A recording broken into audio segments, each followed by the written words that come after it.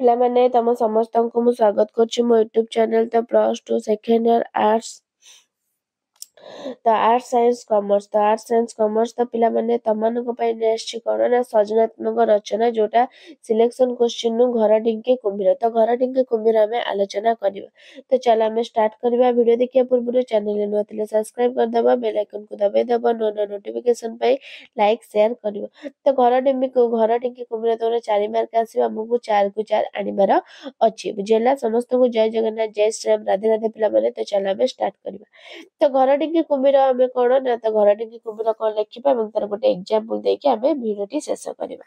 ତ ଘର ଢିଙ୍କି କୁମ୍ଭୀର ଅର୍ଥ କଣ? ନିଜ ଲୋକ। ଘର ଢିଙ୍କି କୁମ୍ଭୀର ମାନେ ନିଜ ଲୋକ ଶତ୍ରୁ। ତମରି ଘର ଭିତରେ ନିଜ ଲୋକ ତମର ଶତ୍ରୁ ଥିବେ କିନ୍ତୁ ତମେ ଜାଣିପାରିବନି, ତ ତାକୁ କୁହାଯିବ ଘର ଢିଙ୍କି ହିଁ କୁମ୍ଭୀର।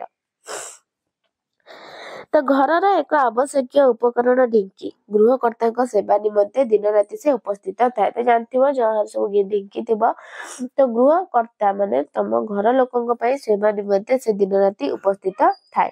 ସେଥିରେ ଧାନ କୁଟା ହୁଏ, ଚୁଡ଼ା କୁଟା ହୁଏ, ଚୁନା ମଧ୍ୟ କୁଟା ହୁଏ। ଖାଦ୍ୟ ଦ୍ରବ୍ୟ ପ୍ରସ୍ତୁତ କରିବା ପାଇଁ ତାହାର ବିଶେଷ ଆବଶ୍ୟକତା ରହିଛି। ଯଦି ଦୈବ ଦୁର୍ଯୋଗ ଘର ଢିଙ୍କିକୁ ଗୋଟିଏ କୁମ୍ଭୀର ପାଲଟି ଯାଏ ତେବେ ସେ ସର୍ବନାଶ ହବ। ନିର୍ଜୀବ ପ୍ରୟୋଜନୀୟ ଯନ୍ତ୍ରଟି ଗୃହକର୍ତ୍ତାଙ୍କର ଅଶେଷ ଦୁଃଖର କାରଣ ହୋଇଥାଏ। ପ୍ରଥମତଃ କୁମ୍ଭୀର ପାଣିରେ ଭାସିବା ବେଳେ ଢିଙ୍କି ପରି ଦିଶିଥାଏ। ଦ୍ୱିତୀୟତଃ ସେ ମଣିଷକୁ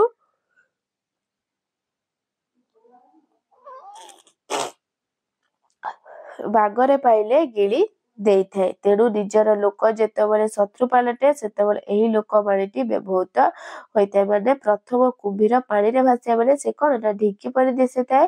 ଯଦି ସେ ମଣିଷକୁ ବାଗରେ ପାଇଲେ, ମଣିଷକୁ ଯଦି ସେ ବାଗରେ ପାଇବ ତେବେ ତାକୁ ଗିଳି ଦେଇଥାଏ। ସେହିପରି ନିଜ ଲୋକ ଯେତେବେଳେ ଶତ୍ରୁ ପାଲଟି ଯାଆନ୍ତି ସେତେବେଳେ କହିବା ଘର ଢିଙ୍କି କୁମ୍ଭୀର। ପୁଅ ଝିଅ, ଭାଇ ଭଉଣୀ, ବାପା ମା ପ୍ରଭୃତି ପରିବାରର ଅଭିଜ୍ଞ ତଥା ମର୍ଯ୍ୟାଦା ବୃଦ୍ଧିରେ ସହାୟକ ମଧ୍ୟ ହୋଇଥାନ୍ତି।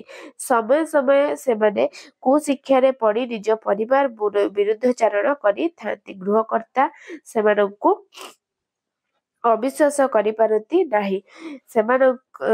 ଗୃହକର୍ତ୍ତା ସେମାନଙ୍କୁ ଅବିଶ୍ୱାସ କରିପାରନ୍ତି ନାହିଁ କିମ୍ବା ସେମାନଙ୍କ ଠାରୁ ସତର୍କ ରହିପାରନ୍ତି ନାହିଁ, କାରଣ ସେମାନେ ଘର ଭିତର ଲୋକ। କିନ୍ତୁ ସେମାନଙ୍କୁ ଯୋଗୁଁ ପରିବାରର ଦୁଃଖ ହିଁ ବଢି ଯାଇଥାଏ। ଗୃହର ପ୍ରଗତିରେ ବ୍ୟାଘାତ ଘଟେ। ପରିବାରର ଇଜ୍ଜତ ମହତ ଟିକିଏ ତଳେ ପଡିବା ସହିତ ସମୟ ଅର୍ଥ ମଧ୍ୟ କଣ ନା ନଷ୍ଟ ହୋଇଥାଏ ନା ସମୟ ବର୍ବାଦ ମଧ୍ୟ ହୋଇଥାଏ।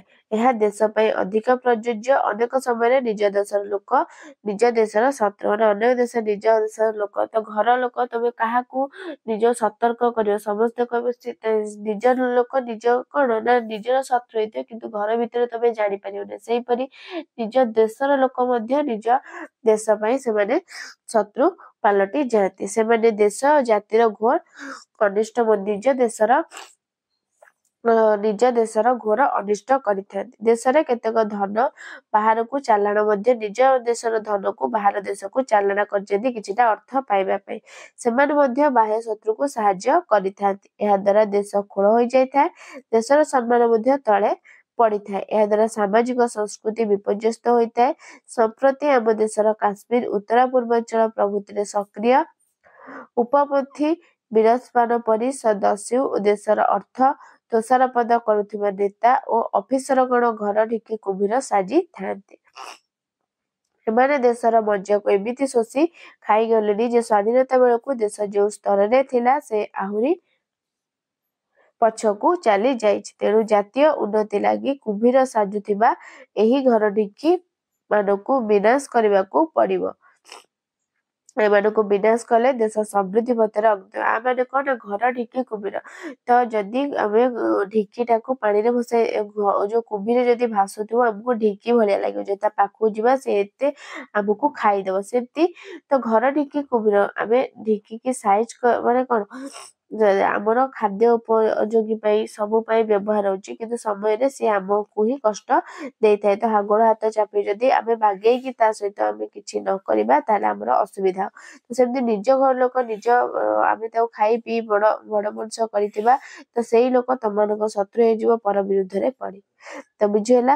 ତ ଇଏ ଥିଲା ଗୋଟେ ସିଲେକ୍ସନ ବହୁତ ଗୁରୁତ୍ୱପୂର୍ଣ୍ଣ କ୍ୱେଶ୍ଚିନ୍ ଟା। ଭିଡ଼ିଓଟି ଭଲ ଲାଗିଥିଲେ ଲାଇକ୍ ସେୟାର ସବସ୍କ୍ରାଇବ କରିଦବ। ରହୁଛି ଧନ୍ୟବାଦ। ଜୟ ଜଗନ୍ନାଥ।